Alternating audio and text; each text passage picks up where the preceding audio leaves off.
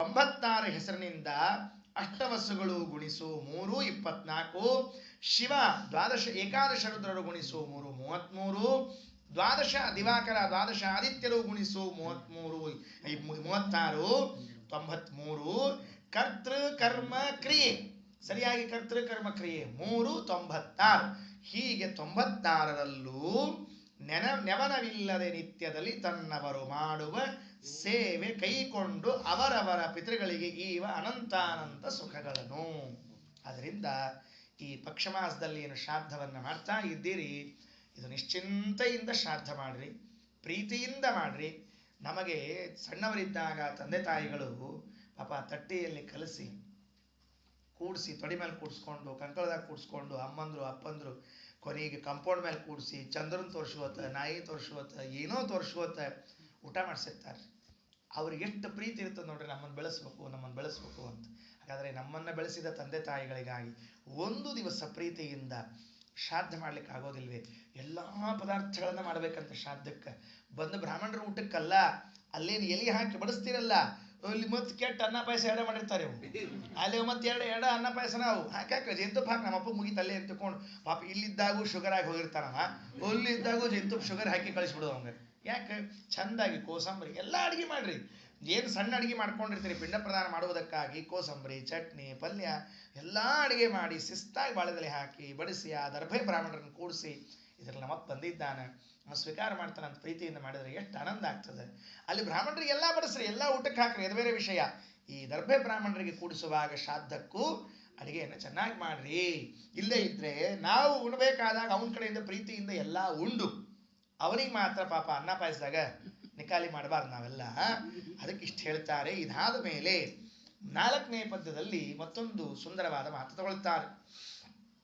ಈಗ ಇಷ್ಟು ರೂಪಗಳಿವೆ ಅಲ್ಲ, ಈ 5 ರೂಪ, ಅನಿರುದ್ಧ ಪ್ರತಿಮ ಸಂಕಷ್ಟ ವಾಸುದೇವ ನಾರಾಯಣ ಎಂಬ 5 ರೂಪ, ಈ 96 ಸ್ಥಳ 96 ವ್ಯಕ್ತಿಗಳು, ಅವರಲ್ಲಿ 5 ರೂಪದಿಂದ ಇದ್ದಾನಲ್ಲ, ಪ್ರತ್ಯೇಕ ಇದ್ದಾನೆ ಅಂತ ತಿಳಿಬೇಡ್ರಿ. ಆ ನಮ್ಮ ಸ್ವಾಮಿ ಒಂದು ರೂಪದಲ್ಲಿ ಇನ್ನೊಂದು ರೂಪ ಹಾಸುಹೊಕ್ಕಾಗ್ಬಿಟ್ಟದಂತ. ಈ ಬಟ್ಟಿ ಒಳಗ ಅಡ್ಡ ನೂಲು ಉದ್ದ ನೂಲು ಅಂತ ಇರ್ತಾವಲ್ಲ, ಧೋತ್ರ ಪಂಜ ಕರವಸ್ತ್ರ ಕರ್ಚೀಪು ತೆಗೆದು ನೋಡ್ರಿ, ಅವು ಹೆಂಗಿರ್ತಾವ, ಹಿಂಗ ಅಡ್ಡ ಹಿಂಗ ಉದ್ದ, ಅವು ಅಡ್ಡ ಉದ್ದ ಸೇರೆ ಕರ್ಚೀಪಾಗಿರ್ತದೆ, ಬಟ್ಟೆ ಆಗಿರ್ತದೆ. ಹಂಗ ನಮ್ಮಪ್ಪ ಆ ಪಂಚರೂಪಗಳು ಈ 96ರೊಳಗೆ ನಾರಾಯಣ ಹೆಂಗಿದ್ದಾನಂದ್ರೆ ಅಡ್ಡ ಉದ್ದ ಮೇಲೆ ಕೆಳಗೆ ಎಲ್ಲಿ ನೋಡದಲ್ಲಿ ಇದ್ದಾನೆ, ಅಷ್ಟು ರೂಪದಿಂದ ನಿಂತ್ಕೊಂಡಿದ್ದಾನೆ ಅಂತ ಒಂದು ದೃಷ್ಟಾಂತ ಕೊಡ್ತಾನೆ.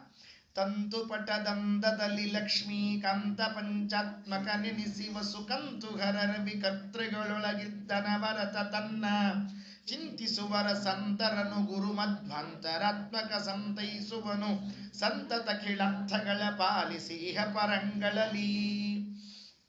ಪಾರಾಯಣ ಮಾಡ್ರಿ, ಈ ಪಕ್ಷಮಾಸ ಮುಗಿಯೋ ತನಕ ಆದ್ರೆ ಒಂದು ಪಾರಾಯಣ ಮಾಡ್ರಿ ನಿತ್ಯದಲ್ಲಿ, ಬಿಡಬೇಡ್ರಿ. ಬಹಳ ಚಂದ ಪದ್ಯಗಳವ ಎಲ್ಲ.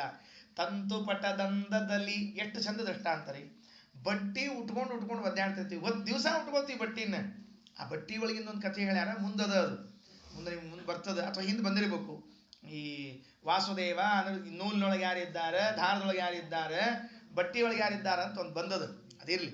ಇಲ್ಲೇನಾಯಿತು, ತಂತು ಪಟ ದಂದದಲ್ಲಿ, ತಂತು ಪಟ ದಾರ ಬಟ್ಟಿ, ತಂತು ಅಂದ್ರೆ ದಾರ, ಪಟ ಅಂದ್ರೆ ಬಟ್ಟಿ, ಸಂಸ್ಕೃತವಾಗಿ ಶಬ್ದದಲ್ಲಿ ಇವೆರಡು.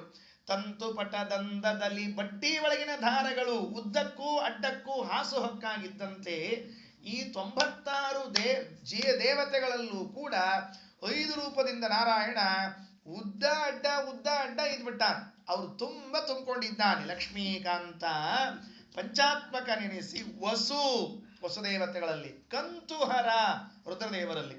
ಕಂತು ಅಂದ್ರೆ ಕಾಮನಿಗೆ ಕಂತು ಅಂತ ಕರೀತಾರೆ. ಕಂತುಹರ ಅಂದ್ರೆ ಕಾಮಹರನಾದ ರುದ್ರದೇವರಲ್ಲಿ. ನೋಡ್ರಿ ಎಷ್ಟು ವಿಚಿತ್ರ ಅಂದ್ರೆ,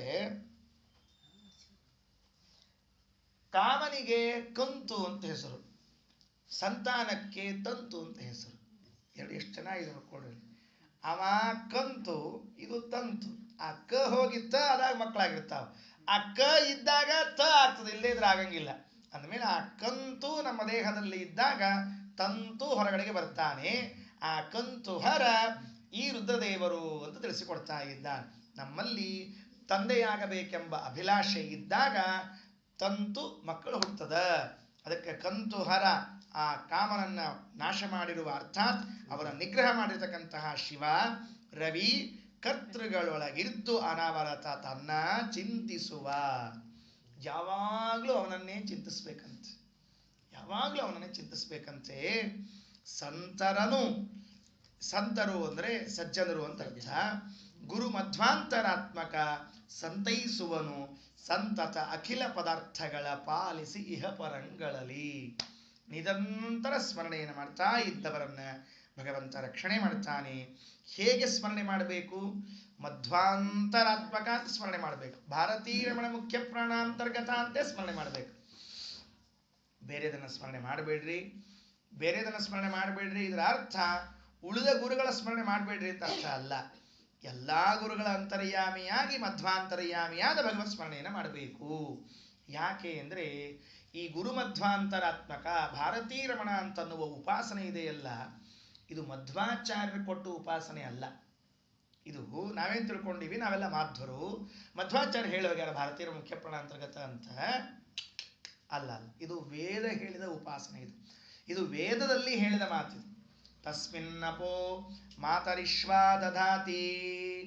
ಈಶಾವಾಸ್ಯ ಉಪನಿಷತ್ ಸ್ಪಷ್ಟವಾಗಿ ಹೇಳ್ತದೆ, ನೀವು ವಾಯುದೇವರನ್ನ ಚಿಂತನೆ ಮಾಡದೆ ಹೋದ್ರೆ ನಿಮ್ಮ ಕರ್ಮಗಳು ಸರಿಯಾದ ವಿಳಾಸಕ್ಕೆ ತಲುಪೋದಿಲ್ಲ. ಪತ್ರ ಬರೆದೀರಿ, ಬಹಳ ಅವಸರದ ಪತ್ರದ. ಏನು ಅವಸರದ ಪತ್ರದ? ಮಗ ಸಾಲಿ ಸೇರ್ಕೊಂಡಾನ, ಪರೀಕ್ಷಾ ಹತ್ರ ಬಂದದ, ಫೀ ಕಡ್ಬೇಕಾಗ್ಯದ, ಪತ್ರ ಹಾಕ್ಯಾರ, ಅಡ್ರೆಸ್ ಸರಿ ಬರೆದಿಲ್ಲ. ಏನಾಗ್ಬೇಕು? ಮುಟ್ಟೋದೇ ಇಲ್ಲ. ಪಾಪ ಪರೀಕ್ಷೆಯಲ್ಲಿ ಫೇಲ್ ಆಗ್ಬಿಡ್ತಾನ. ಓದ್ಕೊಂಡಿದ್ದ, ತಯಾರು ಮಾಡ್ಕೊಂಡಿದ್ದ ಅವನು, ಆದ್ರೆ ಅವನೇನು ದೋಷ ಇಲ್ಲ, ಅಡ್ರೆಸ್ ಸರಿ ಇಲ್ಲದೆ ಇದ್ದದ್ದಕ್ಕೆ ದೋಷ ಆಯ್ತು. ಹಾಗೆ ಸರಿಯಾಗಿ ಮುಟ್ಟಬೇಕು ಅಂತಿದ್ರೆ ಆ ವಾಯುದೇವರ ಅಂತರ್ಗತನಾದವನು ಅಂತ ಹೇಳಿದ್ರೆ ಮಾತ್ರ ಮುಟ್ತದೆ, ಇಲ್ಲದೆ ಇದ್ರೆ ಮುಟ್ಟೋದಿಲ್ಲ ಅಂತ ಉಪನಿಷತ್ತು ಹೇಳುವಂತಹ ಮಾತು. ಸಂತತ ಸಂತರನು ಗುರುಮಧ್ವಾಂತರಾತ್ಮಕ ಸಂತೈಸುವನು ಸಂತತ ಅಖಿಲಾರ್ಥಗಳ ಪಾಲಿಸಿ ಇಹ ಪರಂಗಳಲ್ಲಿ. ಇಲ್ಲೂ ಅಲ್ಲೂ ಎರಡೂ ಕಡೆಗೂ ಕೂಡ ಭಗವಂತ ಶ್ರಾದ್ದ ಮಾಡಿದವರಿಗೂ ಕೂಡ ಫಲವನ್ನು ಕೊಡ್ತಾನೆ. ಶ್ರಾದ್ದವನ್ನ ಯಾರ ಹೆಸರಿನಲ್ಲಿ ಮಾಡ್ತೀವಿ ಅವರಿಗೂ ಫಲ ಇರ್ತದೆ. ಶ್ರಾದ್ದ ಮಾಡಿದ ಕರ್ತೃ, ಮಾಡಿಸಿಕೊಂಡ ಪಿತೃ ಇಬ್ಬರಿಗೂ ಕೂಡ ಸರಿಯಾದ ಫಲವನ್ನು ಭಗವಂತ ನೀಡ್ತಾನೆ ಅಂತ ಈ 4ನೇ ಪದ್ಯದಲ್ಲಿ ತಿಳಿಸಿಕೊಟ್ಟಿದ್ದಾರೆ. ಇನ್ನು 5ನೇ ಪದ್ಯದಲ್ಲಿ ಶ್ರಾದ್ದ ಮಾಡಬೇಕು ಅಂತ ಹೇಳುತ್ತಾರೆ. ಇಷ್ಟೊತ್ತು ಹೇಳಿರಲಿಲ್ಲ ಆ ಅಂಶವನ್ನ. ಈಗ ಈ 5ನೇ ಪದ್ಯದಲ್ಲಿ ಶ್ರಾದ್ದ ಮಾಡಬೇಕು ಅಂತ ಹೇಳ್ತಾರೆ. ನೋಡ್ರಿ ಎಷ್ಟು ವಿಸ್ತಾರ. ಈಗ ಶ್ರಾದ್ದ ಮಾಡುವಾಗ ಏನೇನು ಮಾಡಬೇಕು ಅದಕ್ಕೆಲ್ಲ ವ್ಯವಸ್ಥೆಯನ್ನು ಇಲ್ಲಿ ಹೇಳುವರಿದ್ದಾರೆ. ಇದರ ಮುಂದೆ 7ನೇ ಪದ್ಯದಲ್ಲಿ ಶ್ರೀರಾಮಚಂದ್ರ ಮಾಡಿದ ಶ್ರಾದ್ದದ ವಿಚಾರವನ್ನು ಹೇಳುವರಿದ್ದಾರೆ. ಇವತ್ತು 5, 6, 7 ನೋಡೋಣ, ಎಷ್ಟಾಗತ್ತೆ ಅಷ್ಟು ಹೇಳಿಬಿಡೋಣ ಅಂತ. ಏನು ಶ್ರಾದ್ದ ಮಾಡಬೇಕಾದಾಗ ಹೇಗೆ ಮಾಡಬೇಕು? ನಿಂದ್ಯವಾದ ಕರ್ಮಗಳಿಂದ ಶ್ರಾದ್ದ ಮಾಡಬಾರ್ದು. ಬೈಸ್ಕೊಂಡು, ಅರಿಸ್ಕೊಂಡು, ಕದ್ದು ತಂದು ಅಂಥವೆಲ್ಲ ಶ್ರಾದ್ದ ಮಾಡಬಾರ್ದು. ಅಲ್ಪದ ಅಲ್ಲ, ಅದರಲ್ಲೇ ಮಾಡ್ರಿ, ಪ್ರೀತಿಯಿಂದ ಮಾಡಿ, ಶ್ರದ್ಧೆಯಿಂದ ಮಾಡ್ರಿ. ಅದಕ್ಕೆ ಹೇಳಿದ್ರು, ತಂದೆ ತಾಯಿಗಳ ಪ್ರೀತಿಗೋಸುಗ ನಿಂದ್ಯ ಕರ್ಮವ ತೊರೆದು ವಿಹಿತಗಳೊಂದು ಮೀರದೆ ಸಾಂಗ ಕರ್ಮಗಳಾಚರಿಸುವವರು ವಂದನೀಯರಾಗಿಳೆಯೊಳಗೆ ದೈನಂದಿನದಿ ದೈಶಿಕ ದೈಹಿಕ ಸುಖದಿಂದ ಬಾಳ್ವರು ಬಹುದಿವಸದಲ್ಲಿ ಕೀರ್ತಿಯುತರಾಗಿ.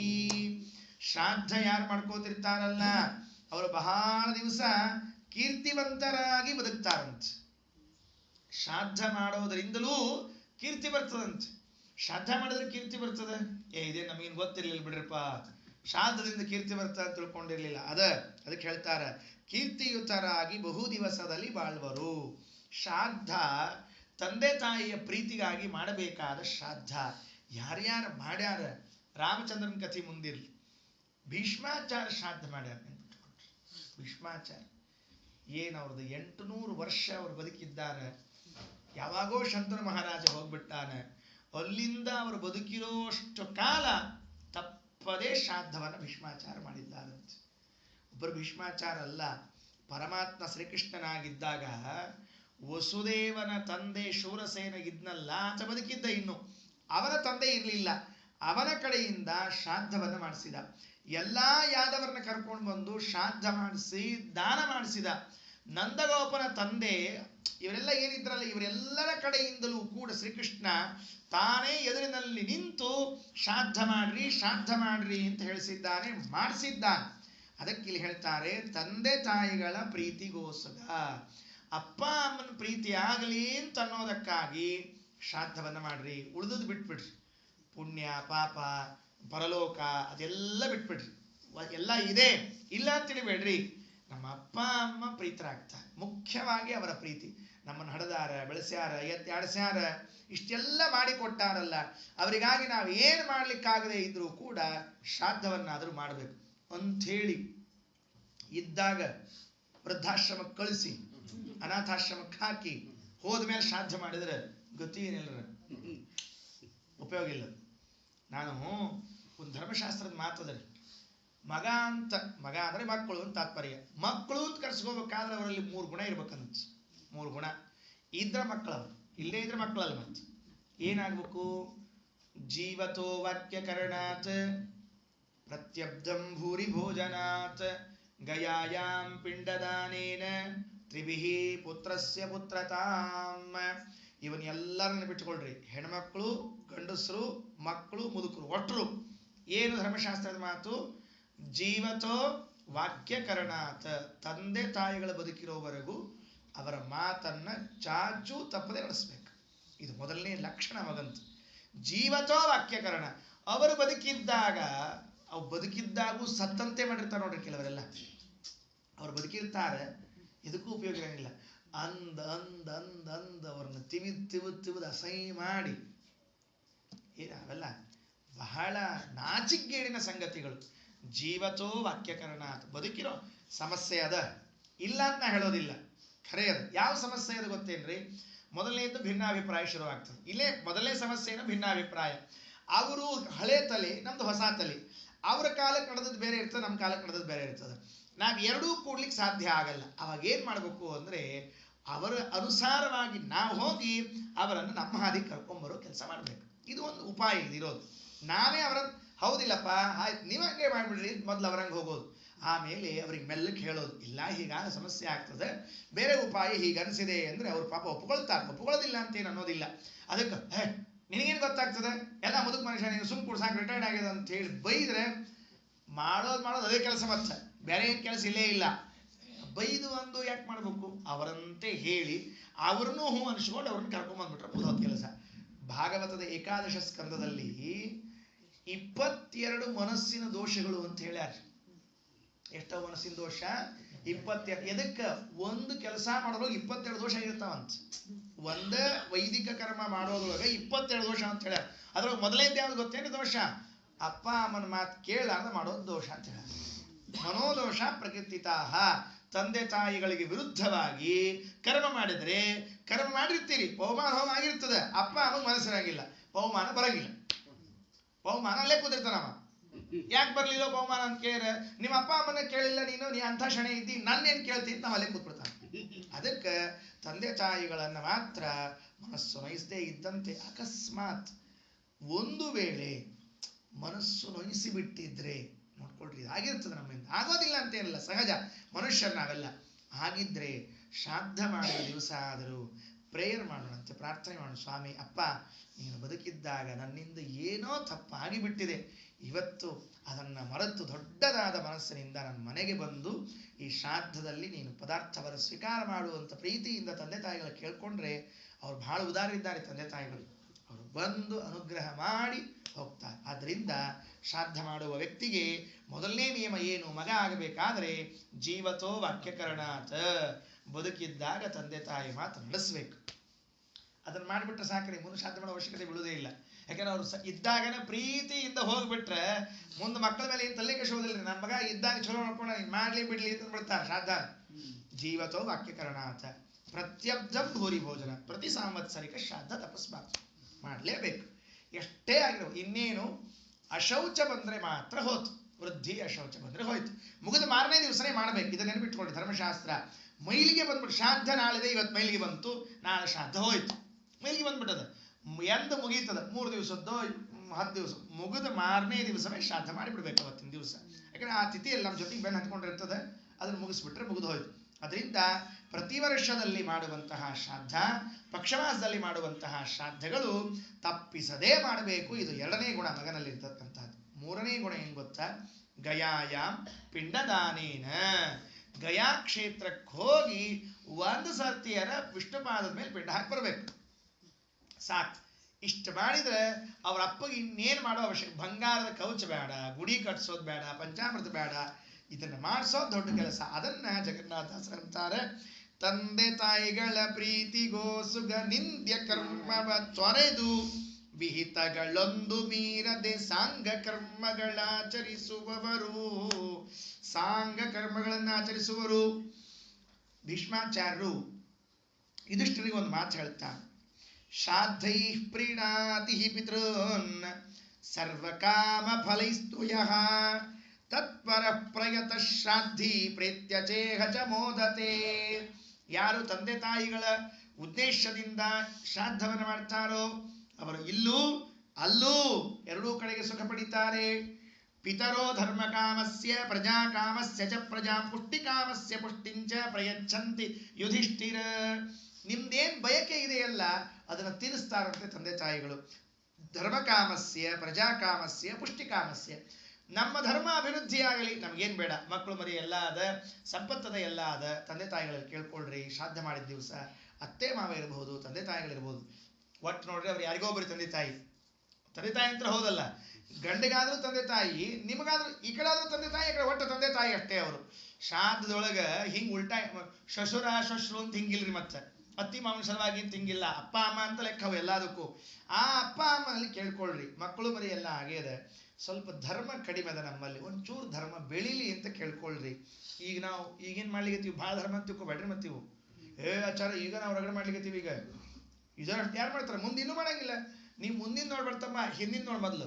ಹಿಂದೆ ಎಷ್ಟು ಮಾಡ್ತಿದ್ರು ಅದ್ರ ಒಂದು ಪೈಸಾ ಮಾಡ್ಲಿಕ್ಕತ್ತಿಲ್ಲ ನಾವೀಗ. ನಾವೆಲ್ಲ ನಮ್ಮಷ್ಟು ಯಾರು ಮಾಡ್ತಾರೆ, ಚರ ಮುಂದೆ ಅಂತ ಹಿಂಗೆ ನೋಡ್ತಿರ್ತೀವಿ. ಅದನ್ನ ನೋಡ್ಬೇಡ, ಹಿಂದೆ ಏನು ಧರ್ಮ ಮಾಡ್ಲಿಕ್ಕತ್ತಿದ್ರು ಅದ್ರೊಳಗೆ ನಾವೆಷ್ಟು ಕಡಿಮೆ ಮಾಡ್ಲಿಕ್ಕತ್ತೀವಿ. ಅದಕ್ಕೆ ಶ್ರೀಮದಾಚಾರ್ಯರು ಒಂದು ಮಾತು ಹೇಳ್ತಾರೆ, ವೇದದ ವಾಕ್ಯ ಉದಾಹರಣೆ ಮಾಡ್ತಾರೆ. ಸಂಪೂರ್ಣ ಧರ್ಮಾಚರಣೆ ಮಾಡೋರು ದೇವತೆಗಳು, ಅರ್ಧ ಧರ್ಮಾಚರಣೆ ಮಾಡೋರು ಋಷಿಗಳು, ಮನುಷ್ಯರು 10 ಧರ್ಮಾಚರಣೆಯನ್ನು ಮಾಡ್ತಾರಂತೆ. ನಾವೆಷ್ಟು ಮಾಡ್ತೀವಿ ಈಗ? 10. ಇದು ಯಾರ ಕಾಲಕ್ಕೆ ಹೇಳಿದ್ದು? ಶ್ರೀಮದಾಚಾರ್ಯ ಕಾಲಕ್ಕೆ ಹೇಳಿದ್ರಿ. ಇದು ಇನ್ನು ನಮ್ಮ ಕಾಲಕ್ಕೆ ಆ 10 ಬಂದಾವೀಗ. ಅಂದಮೇಲೆ ಧರ್ಮಾಚರಣೆ ಕಡಿಮೆ ಆಗ್ತಾ ಇದೆ. ಸ್ವಲ್ಪ ಧರ್ಮಾಚರಣೆ ನಾವೇ ಪ್ರೀತಿಪೂರ್ವಕವಾಗಿ ಮಾಡಬೇಕು. ಫಲ ಏನು? ಏನಾಗ್ತದೆ? ಅವ್ರು ನೋಡಿ ನಗ್ತಾರೆ, ಇವ್ರು ಪ್ರಶ್ನೆ ಕೇಳ್ತಾರೆ. ಪ್ರಶ್ನೆ ಕೇಳೋರು ಕೇಳಲಿ, ನಗೋರು ನಗಲಿ, ಯಾರು ನಮ್ಮ ಜೊತೆಗೆ ಬರಂಗಿಲ್ಲ. ಇದೊಂದು ನೆನಪಿಟ್ಕೊಂಡ್ಬಿಡ್ರಿ. ಪ್ರಶ್ನೆ ಕೇಳೋರಾಗಲಿ, ಅಡಗಿಸೋರಾಗಲಿ, ನಗೋರಾಗ್ಲಿ ಯಾರು ನಮ್ಮ ಜೊತೆಗೆ ಬರಲ್ಲ. ನಮಗೆ ಇವತ್ತು ಆನ್ಸರ್ ಅವ್ರು ಕೇಳಿದಂಗೆ ಮಾಡ್ಲಿಕ್ಕೆ ಬರ್ತಿರ್ಲಿಕ್ಕಿಲ್ಲ. ಉತ್ತರ ಬರ್ತದೆ, ಏನು ದೊಡ್ಡ ವಿಷಯ ಅಲ್ಲ. ಸ್ವಲ್ಪ ವಿಚಾರ ಮಾಡಿದ್ರೆ ಉತ್ತರ ಹೊಳಿತದೆ. ಉತ್ತರ ಬರದೇ ಇದ್ರೂ ಪರವಾಗಿಲ್ಲ, ಅವ್ರ ನಕ್ಕರೂ ಪರವಾಗಿಲ್ಲ, ನಮ್ಮ ಧರ್ಮ ನಾವು ಮಾಡ್ಕೊಂಡಿರೋಣ ಅಂತ. ಯಾಕಂದ್ರೆ ನಾವು ಹೊಂಡಬೇಕಾದ್ರೆ ಅವರೆಲ್ಲ ಇಲ್ಲೇ ಟಾಟಾ ಮಾಡ್ತಾರೆ ಹೊರತಾಗಿ, ಪಾಪ ಹೊಂಟಿರೇನು, ನಾನು ಬರಲ್ಲ ನಿಮ್ಮ ಜೊತೆಗೆ ಅಂತೇನು ಕೇಳಂಗಿಲ್ಲ ಅವ್ರು ನಿಮ್ಮ ಜೊತೆಗೆ. ಅಂದಮೇಲೆ ನಮ್ಮ ಜೊತೆಗೆ ಬರೋದು ನಾವು ಮಾಡಿದ ಧರ್ಮ. ಅದಕ್ಕೆ ಧರ್ಮವನ್ನು ಸರಿಯಾಗಿ ಪರಿಪಾಲನೆ ಮಾಡಬೇಕು. ಪುಷ್ಟಿಗೆ ಧರ್ಮ ಕೊಡ್ಬೇಕು, ಅದಕ್ಕೆ ಕೇಳ್ಕೊಳ್ಬೇಕು. ಪ್ರಜಾಕಾಮಸ್ಯ ಇಲ್ಲ, ಮಕ್ಕಳಾಗಿಲ್ಲ ಮಕ್ಕಳನ್ನು ಕೇಳ್ಕೊಳ್ರಿ, ಇಲ್ಲ ಐಶ್ವರ್ಯ ಬೇಕಾಗಿದೆ ಕೇಳ್ಕೊಳ್ರಿ, ಕೊಡ್ತಾ ಇದ್ದಾರೆ. ವರಾಹ ಪುರಾಣ ಒಂದು ಮಾತು ಹೇಳುತ್ತೆ, ಅಕಸ್ಮಾತ್ ನಿಮಗೆ ಯಾವುದಾದ್ರೂ ಗ್ರಹದ ದೋಷ ಇದ್ರೆ ಬಿಟ್ಕೊಳ್ರಿ. ಯಾವುದಾದ್ರೂ ಒಂದು ಗ್ರಹದ ದೋಷ ಇದ್ರೆ ಆಗ ಆ ಗ್ರಹದೋಷ ಪರಿಹಾರಕ್ಕಾಗಿ ಶ್ರಾದ್ದ ಮಾಡಿಬಿಟ್ರೆ ಹೋಗ್ಬಿಡ್ತದೆ. ಈಗ ಫಾರ್ ಉದಾಹರಣೆ ಹೇಳ್ತಾ ಇರ್ತೀನಿ, ಯಾವಾಗಲೂ ನಮಗೆ ಕಾಡೋರು ಯಾರು? ಅವರೊಬ್ರು ಇದ್ದಾರೆ ನೋಡ್ರಿ, ಪಾಪ ಶನೈಶ್ಚರ. ಅವ್ರಿಗೆ ಇನ್ನೇನು ಬೇರೆ ಉದ್ಯೋಗನೇ ಇಲ್ರಿ, ನಮಗೆ ಕಾಡಬೇಕು ಅಂತ ಕೂತ್ಬಿಟ್ರ ಅವ್ರು. ಯಾಕೆ ನಮಗೆ ಅವರಿಗೆ ಕಂಪೌಂಡ್ ಜಗಳದ. ನಮ್ಮನೆ ಬಾಜುಕ ಇದ್ರಿ ಅವ್ರು ಶನೈಶ್ಚರ, ಗೊತ್ತಿಲ್ಲ ನಿಮ್ಗೆ? ನಮ್ಮನೆ ಬಾಜುಕ ಇದ್ರು, ಅವ್ರದ್ದು 1 ಫುಟ್ ನಾವು ತೊಗೊಂಡಿವಿ, ನಮ್ದು 1 ಫುಟ್ ಅವ್ರು ತೊಗೊಂಡ್ರೆ ಜಗಳ ಆಗ್ಬಿಟ್ಟದೆ. ಹಿಂಗಾಗಿ ಅವರು ತೀರ್ಸೋಳಿಗೆ ತರ ಸೈಡ್. ಅವ್ರಿಗೇನು ತಲೆ ಕೆಟ್ಟದೇನ್ರಿ? ಅವ್ರಿಗೇನು ತಲೆ ಕೆಟ್ಟಿಲ್ಲ. ಹೀಗೆ ಗ್ರಹದೋಷಗಳೇನಾದರೂ ಇವೆ ಅಂತ ಅನಿಸಿದರೆ, ಜಾತಕದಲ್ಲಿ ಸೂಚನೆ ಆದರೆ ಶ್ರಾದ್ದವನ್ನ ಮಾಡ್ರಿ, ಗ್ರಹದೋಷಗಳ ಪರಿಹಾರ ಆಗತ್ತೆ ಅಂತ ವರಾಹ ಪುರಾಣ ತಿಳಿಸ್ತಕ್ಕಂಥದ್ದಾಗಿದೆ. ಇಲ್ಲಪ್ಪ ದಿವಸ ನಮಗೆಲ್ಲ ಅಷ್ಟೆಲ್ಲ ಶ್ರಾದ್ದಪಾದ ಮಾಡ್ಲಿಕ್ಕೆ ಆಗಂಗಿಲ್ಲ, ಎಳ್ಳು ನೀರು ಬಿಡ್ರಿ, ಅದು ಆಗಂಗಿಲ್ಲ, ಒಂದು ಹಿಡಿ ಹುಲ್ಲು ತಗೊಳ್ರಿ, ಆಕಳಕ್ಕೆ ಹಾಕ್ರಿ, ಶ್ರಾದ್ದ ಆಯ್ತು ಅಂತ ಹೇಳಿ. ಒಂದು ಹಿಡಿ ಹುಲ್ಲು ನೀವು ಆಕಳಕ್ಕೆ ಅಪ್ಪನ ಹೆಸರಲ್ಲೇ ಇವತ್ತು ದಿವಸ ಮಾಡಬೇಕು, ಶ್ರಾದ್ದ ಆಗಲ್ಲ. ಇವತ್ತು ಒಂದು ಹಿಡಿ ಹುಲ್ಲು ತಗೊಂಡು ಗೋಗ್ರಾಸ್ ಹಾಕಿಬಿಡ್ತೀನಿ, ಆಕಳು ಕಾಮಧೇನು ನಮ್ಮ ತಂದೆಗೆ ಇದನ್ನು ಮುಟ್ಟಿಸಿ ನನಗೆ ಅನುಗ್ರಹ ಮಾಡಿಸಪ್ಪ ಅಂತ ಒಂದು ಹಿಡಿ ಹುಲ್ಲು ಆಕಳಿಗೆ ಹಾಕಿರ ಸಾಕು, ಮುಗಿದು ಹೋದ ಕೆಲಸ, ಶ್ರಾದ್ದ ಆಗೋಯ್ತು ಅಂತ. ವರಾಹ ಪುರಾಣ ಅಷ್ಟು ಸೌಲಭ್ಯವನ್ನು ಒದಗಿಸ್ಕೊಡ್ತಕ್ಕಂಥದ್ದಾಗ್ಯದ. ಅದಕ್ಕೆ ಮಾಡಬೇಕು, ಶ್ರಾದ್ದಾನಿ ಪುಷ್ಟಿಕಾಮಾಂಶ್ಚ ಏಕನಿಷ್ಯಂತಿ ಮಾನವಾಹ ತೇಭ್ಯಂ ಪುಷ್ಟಿಂ ಪ್ರಜಾಂಶ್ಚೈವ ದಾಸ್ಯಂತಿ ಪಿತರಃ ಸದಾ ಶ್ರಾದ್ಧೇ ಏಚ ಪ್ರದಾಸ್ಯಂತಿ ತ್ರೀನ್ ಪಿಂಡಾನ್ ನಾಮಗೋತ್ರತಃ. ನಾಮ ಗೋತ್ರ, ಹೆಸರು ಗೋತ್ರ ಸರಿಯಾಗಿ ಉಚ್ಚಾರಣೆ ಮಾಡಬೇಕು. ಪಿಂಡ ಇಡುವಾಗ ನೋಡ್ರಿ, ಈಗ ಇಡ್ತಿರುವಾಗ ಅಪ್ಪನ ಹೆಸರು ಗೋತ್ರ ಸರಿ ಹೇಳಬೇಕು, ಅವ್ರ ಪುರೋಹಿತರಿಗೆ ಹೇಳಬೇಕು. ಒಂದು ನಿಮಿಷ ಅವಸರ ಮಾಡಬೇಡ್ರಿ, ನಾನು ಹೇಳಿ ಇಟ್ಟ ಮೇಲೆ ಅದು ವಿಭಕ್ತಿಗಳಿರ್ತದೆ. ಪಿತೃಣಾಂ ಗೋತ್ರಾಣಾಂ ಶರ್ಮಣಾಂ ಗೋತ್ರಾಣಾಂ, ಆ ಎಲ್ಲ ವಿಭಕ್ತಿಗಳನ್ನ ಸರಿಯಾಗಿ ಉಚ್ಚಾರಣೆ ಮಾಡಿ ಪ್ರೀತಿಯಿಂದ ಇಟ್ಬಿಡ್ಬೇಕು. ಇದೆಲ್ಲ ದಾಸರು ಹೇಳ್ಕೊಡುವಂತಹ ಮಾತುಗಳು, ಹರಿವಂಶ ಹೇಳ್ಕೊಡುವಂತಹ ಮಾತು. ಸರ್ವತ್ರ ವರ್ತಮಾನಾಸ್ತಾನ್ ಪಿತರಃ ಸಪಿತಾಮಹಾನ್ ಭಾವಯಿಷ್ಯಂತಿ ಸತತಂ ಶ್ರಾದ್ದದಾನೇನ ತರ್ಪಿತಾಹ. ಈ ಎಲ್ಲದರ ವಾಕ್ಯದ ಅಭಿಪ್ರಾಯವನ್ನ ತಂದೆ ತಾಯಿಗಳ ಪ್ರೀತಿಗೋಸುಗ ನಿಂದ್ಯ ಕರ್ಮವ ತೊರೆದು ವಿಹಿತಗಳೊಂದು ಮೀರದೆ ಸಾಂಗ ಕರ್ಮಗಳ ಆಚರಿಸುವರು ವಂದನೀಯರಾಗಿ ಇಳೆಯೊಳಗೆ. ಅವರು ವಂದನೀಯರು. ಶ್ರಾದ್ದ ಮಾಡಿದರೆ ವಂದನೀಯ, ಶ್ರಾದ್ದ ಮಾಡದೇ ಇದ್ರೆ ನಿಂದನೀಯ. ಒಬ್ಬ ಋಷಿ ಇದ್ದಂತ, ವಾಮದೇವ ಅಂತ ಹೆಸರು. ಆ ವಾಮದೇವ ಎಂಬುವಂತಹ ಋಷಿ ಕುಮಾರ ಸಣ್ಣವನಿದ್ದ ಇನ್ನು. ಅವರ ಅಪ್ಪ ಶ್ರಾದ್ದ ಬಿಟ್ಟಿದ್ರಂತೆ. ಈ ಕಥೆ ಕೇಳಿಸ್ಕೊಳ್ರಿ. ಋಷಿಗಳ ಕಾಲದಲ್ಲಿ ಶ್ರಾದ್ದ ಬಿಟ್ಟಿದ್ರಂತೆ. ಬಿಟ್ಟಿದ್ರೆ ಅಪ್ಪಗೆ ಹೋಗಿ ಕೇಳಿದ್ನಂತೆ ಮಗ, ಅಪ್ಪ ನೀವು ಅಜ್ಜನ ಶ್ರಾದ್ದ ಬಿಟ್ಟಿರಂತಲ್ಲ ಯಾಕೆ ಅಂತ ಕೇಳಿದ್ದೆ. ಅವ್ನಿಗೆ ಹೆಂಗೆ ಗೊತ್ತಾಯ್ತು ನೋಡ್ರಿ, ಅವತ್ತಿನ ಕಾಲದೊಳಗೆ ಹುಡುಗರು ಆಟ ಆಡ್ಕೋತಿರ್ತಿದ್ವಲ್ರಿ, ಆಟ ಆಡೋ ಹುಡುಗರು ಯಾರೋ ಅಂದ್ರಂತ, ಅಲ್ಲೋ ಮೊನ್ನೆ ನಿಮ್ಮ ಅಜ್ಜನ ಶ್ರಾದ್ದ ಬಿಟ್ಟಂತಲ್ಲಿ ನಿಮ್ಮಪ್ಪ ಅಂದಿದ್ರಂತ. ಎಷ್ಟು ಸೂಕ್ಷ್ಮ ಇತ್ತು ಧರ್ಮ, ಅರ್ಥ ಮಾಡಿಕೊಳ್ರಿ. ಹೋಗಿ ಕೇಳಿದ, ಬಿಡ್ಲಿಲ್ಲ. ಅಲ್ಲ ಅಪ್ಪ ನೀ ಶ್ರಾದ್ದ ಬಿಟ್ಟಿ ಅಂತಲ್ಲಪ್ಪ, ಯಾಕೆ? ಅಪ್ಪ ಏನ್ಬೇಕು ಗೊತ್ತಾ, ಯೋಗ್ಯ ಬ್ರಾಹ್ಮಣರು ಸಿಗಲಿಲ್ಲ ಅದರಿಂದ ಶ್ರಾದ್ದ ಬಿಟ್ಟಿ ಅನ್ನಂತ. ಯಾವತ್ರಿ ಇದು? 1000 ವರ್ಷ 2000 ವರ್ಷ ಹಿಂದಿನ ಕಥೆ ಹೇಳಿಗತ್ತೀನಿ. ಇವತ್ತಂತ್ರ ಕೃಷ್ಣಾರ್ಪಣ. ಯೋಗ್ಯ ಬ್ರಾಹ್ಮಣರು ಸಿಗಲಿಲ್ಲ ಅದರಿಂದ ಬಿಟ್ಟೀನಿ. ಹಂಗೆಂಗ ಆಗ್ತದಪ್ಪ? ನೋಡಪ್ಪ, ಒಬ್ರು ಸಿಕ್ಕಾರ ಬ್ರಾಹ್ಮಣರು, ವಸಿಷ್ಠರು ಒಬ್ರು ಸಿಕ್ಕಾರ, ಇಬ್ರು ಇರ್ಬೇಕು ಶ್ರಾದ್ದಕ್ಕೆ, ಕೊನೆ ಪಕ್ಷ ಇನ್ನೊಬ್ರು ಬ್ರಾಹ್ಮಣರು ಸಿಕ್ಕಿಲ್ಲ, ಅದಕ್ಕೆ ಶ್ರಾದ್ದ ಮಾಡಿಲ್ಲ ನಾನು ಅಂದ್ರಂತ. ನಾ 2ನೇ ಬ್ರಾಹ್ಮಣ ಶ್ರಾದ್ದ ಮಾಡಿ ಅಂದಂತ. ನಾ 2ನೇ ಬ್ರಾಹ್ಮಣ ಶ್ರಾದ್ದ ಮಾಡೋನು. ಹುಚ್ಚ ಹಂಗೆಲ್ಲ ಮಾತಾಡ್ತಾರೆ. 2ನೇ ಬ್ರಾಹ್ಮಣ ಏನಂತ ತಿಳ್ಕೊಂಡ್ರಿ? ಬ್ರಾಹ್ಮಣರ ಲಕ್ಷಣ ಅಂದ್ರು ಏನಿರ್ಬೇಕು? ಊಟಕ್ಕೆ ಕೂತಾಗ ಬ್ಯಾಡ ಅನ್ನಬಾರ್ದು, ಸಾಕು ಅನ್ನಬಾರ್ದು, ಸಾಕು ಬೇಡ ಅನ್ನಬಾರ್ದು, ಹಾಕಿ ದೊಡ್ಡ ಬಿಡ್ಬೇಕು. ಅದು ಗೊತ್ತಿತ್ರಿ. ಇವೆಲ್ಲ ಹಿಂಗೆ ಮುಂದೆ ಮಾಡ್ತಾರೆ ಅಂತ ತಿಳ್ಕೊಂಡೆ ಶ್ರಾದ್ದಾಗ ಒಂದೆರಡು ಶ್ಲೋಕ ಸೇರಿಸ್ಯಾರ್ರಿ ಹೊಸಾವು. ಅಪೇಕ್ಷಿತಂ ಯಾಚಿತವ್ಯಂ ತ್ಯಾಜ್ಯಂ ಚೈವಾನ್ ಅಪೇಕ್ಷಿತಂ. ನಿಮ್ಗೆ ಎಷ್ಟು ಬೇಕು ಅಷ್ಟ ತಗೊಳ್ರಿ, ಉಳಿದ ಬಿಡ್ರಿ ಅಂತ ಒಂದು ಹೊಸ ಶ್ಲೋಕ ಸೇರಿಸ್ಯಾರ. ಮತ್ತೆ ಯಾಕಂದ್ರೆ ಶ್ರಾದ್ದಕ್ಕೆ ಕೂತಾಗ ಒಲ್ಲೆ ಬ್ಯಾಡ ಅಂದ್ರೆ ಘಾತ ಅಂದ್ರೆ ಏನಾಗ್ತದ್ರ ಅಚ್ಚ, ನೀವು ಹಾಕ್ಬೇಕಾದ್ರೆ ಎಚ್ಚರ ಇರ್ಬೇಕು. ಅವ್ರ ಕಡೆಯಿಂದ ಬ್ಯಾಡ ಅನ್ಸೋ ಹೊಟ್ಟು ಹಾಕ್ಬಾರ್ದ್ರಿ. ಹೊಟ್ಟಿ ನೋಡ್ತಿರ್ಬೇಕು, ಗೊತ್ತಾಗ್ತದೆ ನಮಗೆ ಎಷ್ಟು ತಿಂತಾರೆ ಎಷ್ಟು ಬಿಡ್ತಾರೆ. ತಗೊಳ್ರಿ ಅಂತ ಹೇಳಿ ಉಳಿಸಿ, ಒಟ್ಟು ಮಾಡಿದ ಉಂಡಿ ರವಾ ಉಂಡಿ ಅಷ್ಟು ಆಚಾರ ಹೊಟ್ಟಾಗ ಉಳಿಲಿ ಅಂತ ಹೇಳಿ, ಅವು ಆಚಾರ ಹೊಟ್ಟಾಗ 9 ನವಗ್ರಹಗಳು ಇರ್ತಾವಲ್ಲ, ಹಂಗೆ ಗೋಲ್ ಸುತ್ತುಗೋತಿದ್ದ ಹಾಗೆ ಎಷ್ಟು ಬೇಕೋ ಅಷ್ಟನ್ನ ಛಲಸದೆ ಇದ್ದಂಗೆ ಪ್ರೀತಿಯಿಂದ ಹಾಕಬೇಕು. ನೋಡಿ ಹಿಂಗದ ಊಟಕ್ಕೆ ಕೂತಾಗ ಒಲ್ಲೇನು ಇಲ್ಲಪ್ಪ, ನಾ ಏನಿಲ್ಲ ನಂಗಿಲ್ಲ. ಹೋದ್ರು, ವಸಿಷ್ಠರು ಹೇಳಿ ಬಂದ್ರು, ಮರುದಿವಸ ಶ್ರಾದ್ದ ಮಾಡಿದ್ರು. ಶ್ರಾದ್ದಕ್ಕೆ ಕೂತಿದ್ರೆ ಹೇಳ್ತೀನಿ, ಊಟಕ್ಕೆ ಏನು ಅಡುಗೆ ಮಾಡಿರ್ಬೇಕ್ರಿ ಅವ ಅಪ್ಪ? ಜೇನುತುಪ್ಪ್ರಿ, ಬೇರೆ ಅಡಿಗೆ ಇಲ್ಲೇ ಇಲ್ಲ. ತಗೊಂಡ ಈ ಮ್ಯಾಲ ಸಾಲಾಗ ಒಂದು 20 ಗಡಿಗೆ ಕಟ್ಟಿದ್ದ, ಒಂದು ಗಡಿಗೆ ಬಿಚ್ಚಿದ, ಅರ್ಧ ಇವರಿಗೆ ಬಗ್ಸಿದ, ಅರ್ಧ ವಾಮದೇವ ಬಗ್ಗಿಸಿಬಿಟ್ಟ. ಆ ಹುಡುಗ 8-10 ವರ್ಷದ ಹುಡುಗರೇ ಅದು. ಅರ್ಧ ಗಡಿಗೆ ಜೇನುತುಪ್ಪ ತಿಂದ್ರೆ ಏನು ಕಥೆ ಹೇಳ್ರಿ ನೋಡಂತ. ತಿನ್ಲಿಕ್ಕೆ ಎಷ್ಟೊತ್ತು ಹತ್ಬೋದು ಹೇಳ್ರಿ ನೋಡಂತ. ಅದೇನು ಹಾರ್ಲಿಕ್ಸ್ ಅಲ್ಲ, ಬೋರ್ನವಿಟ ಅಲ್ಲ, ಅದು ಎಷ್ಟೊತ್ತು ಹತ್ಬೇಕು. ವಸಿಷ್ಠರು ಹಿಂಗಂದ್ರೆ ಊದ್ ಹೋಗ್ಬಿಡ್ತಾರೆ ಅರ್ಧ ಗಡಿಗೆ. ಇನ್ನೊಂದು ಗಡಿಗೆ ಬಿಚ್ಚಿ ಹಾಕ್ಬಿಟ್ಟ ಅಪ್ಪ. ಇದು ಪಾಪ ಇದು ಹಿಂಗೆ ಅರ್ಧ ಉಸ್ಸುಸ್ ಮಾಡ್ಕೊತ ಎಲ್ಲಿಗತ್ತಿತ್ತು. ಆ ಹುಡುಗ ವಸಿಷ್ಠರು ನೋಡಿತ್ತು, ತಂದೆಲಿ ನೋಡ್ತು. ಅಪ್ಪ ಅಂದ, 1 ನಿಮಿಷ ಅಂದ. ಹೇಳಿಲ್ಲ ನಿಂಗ? ನಾ ಬೇಡ ಅಂದಿಲ್ಲ, 1 ನಿಮಿಷ ತಡಿ ಎಂದೆ. ಏನು ನೋಡು, ಆ ವಸಿಷ್ಠರು ತಿಂದು ದಕ್ಕಿಸ್ಕೊಳ್ಳಿಕತ್ತಾರ ಜೇನುತುಪ್ಪ, ನಂಗೆ ತಿನ್ಲಿಕ್ಕೆ ಆಗವಲ್ತು. ಏನು ದೋಷ ಹೇಳಿ ನೋಡ ಅಂದ. ಅಪ್ಪಗ ಮಗ ಕೇಳ್ದ, ಏನು ದೋಷ ಹೇಳು? ಆಗ ಅಪ್ಪನ ಮಗ ಏನಿಲ್ಲ, ಅದು ಅವರು ಗಾಯತ್ರಿ ಸಿದ್ಧಿ ಮಾಡ್ಕೊಂಡಾರ, ಅದಕ್ಕಷ್ಟು ತಿಂದು ದಕ್ಕಿಸ್ಕೊಳ್ಳಿಕತ್ತಾರ, ನಿನಗಾಗ್ತಾ ಇಲ್ಲ ಅದಕ್ಕೆ ಮಗ ಏನಂದ ಗೊತ್ತೇನ್ರಿ, ಹಂಗಾರೆ ಗಾಯತ್ರಿ ಉಪದೇಶ ನೀ ಸರಿ ಮಾಡಿಲ್ಲ ಅಂತ. ಗಾಯತ್ರಿ ಉಪದೇಶ ಸರಿ ಮಾಡಿಲ್ಲ, ನಾ ಸಿದ್ಧಿ ಮಾಡ್ಕೊಳ್ಳಿಕ್ಕೆ ನಾ ರೆಡಿ ಇದ್ದೀನಿ, ಮಾಡೀನಿ ನಾನು, ಆದ್ರೂ ನಂಗೆ ಸಿದ್ಧಿ ಆಗಿಲ್ಲ, ನೀ ಉಪದೇಶ ಸರಿ ಮಾಡಿಲ್ಲ, ಬಾ ಇಲ್ಲಿ ನಾವು ಉಪದೇಶ ಮಾಡ್ಬಾ ಅಂದ. ಅಲ್ಲೇ ಊಟಕ್ಕೆ ಕೂತಾಗ್ರ ಗಾಯತ್ರಿ ಉಪದೇಶ ತಗೊಂಡು ಅಲ್ಲೇ ಜಪ ಮಾಡಿ ತಿನ್ಲಿಕ್ಕೆ ಶುರು ಮಾಡಿ ನೋಡ್ರಿ. ತಿನ್ಲಿಕ್ಕೆ ಶುರು ಮಾಡಿದ್ರೆ ಒಟ್ಟು ಗಡಿಗೆ ಜೇನುತುಪ್ಪ ಖಾಲಿ ಆದವು. ಬಂದು ಕೊನೆಗೆ ಯಜಮಾನ್ ಹೇಳಿದ, ಮುಗಿದದ ಹೇಳ್ರಿ ಅಂತ ಎದ್ರ. ಆಮೇಲೆ ಶ್ರಾದ್ದ ಮಾಡಬೇಕು. ಶ್ರಾದ್ದ ಹೇಗೆ ಮಾಡಬೇಕು? ಅದಕ್ಕೆ ಶ್ರಾದ್ದದಲ್ಲಿ ವಸಿಷ್ಠ ವಾಮದೇವ ಸದೃಶವು ಬ್ರಾಹ್ಮಣವು ಅಂತ ಒಂದು ಪ್ರಯೋಗವನ್ನು ಹಾಕಿದ್ರು. ಹ್ಯಾಕ್ ಬರಬೇಕು ಮನೆಗೆ ಬ್ರಾಹ್ಮಣ ಬಂದ್ರೆ ಶ್ರಾದ್ದಕ್ಕೆ? ಆ ವಸಿಷ್ಠ ವಾಮದೇವರಂತೆ ಇರಬೇಕು ಅಂತ ಶ್ರಾದ್ದದಲ್ಲಿ ಹೇಳುವಂಥ ಮಾತು. ಅದಕ್ಕೆ ತಂದೆ ತಾಯಿಗಳ ಪ್ರೀತಿಗಾಗಿ ವಸಿಷ್ಠ ವಾಮದೇವರ ಸದೃಶರಾದ ಬ್ರಾಹ್ಮಣರು ಬಂದು ಶ್ರಾದ್ದಕ್ಕೆ ಕೂಡಬೇಕು.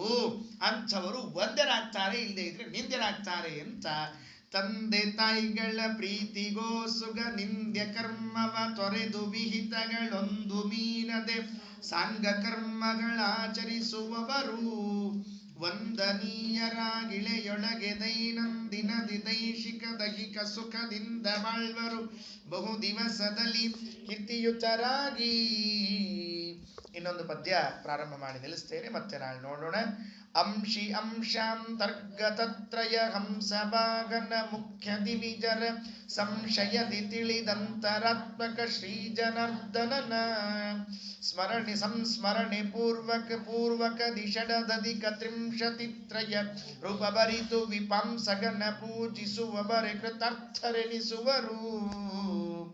96 ಮತ್ತೆ ಬಂದಿದೆ. ಆ 96 ಶ್ರಾದ್ದಗಳನ್ನ ಯಾವಾಗ ಮಾಡಬೇಕು ಅಂತ ಒಂದು ದೊಡ್ಡ ಪಟ್ಟಿನೇ ಇದೆ ರೀ. ನಾವೆಲ್ಲ ಹಬ್ಬದೊಳಗೆ ಶ್ರಾದ್ದ ಮಾಡ್ಲಿಕ್ಕೆ ಸಾಧ್ಯ ಆಗಂಗಿಲ್ರಿ. ಅದಕ್ಕೆ ನೋಡ್ರಿ 12 ಅಮಾವಾಸ್ಯ ಬರ್ತಾವ.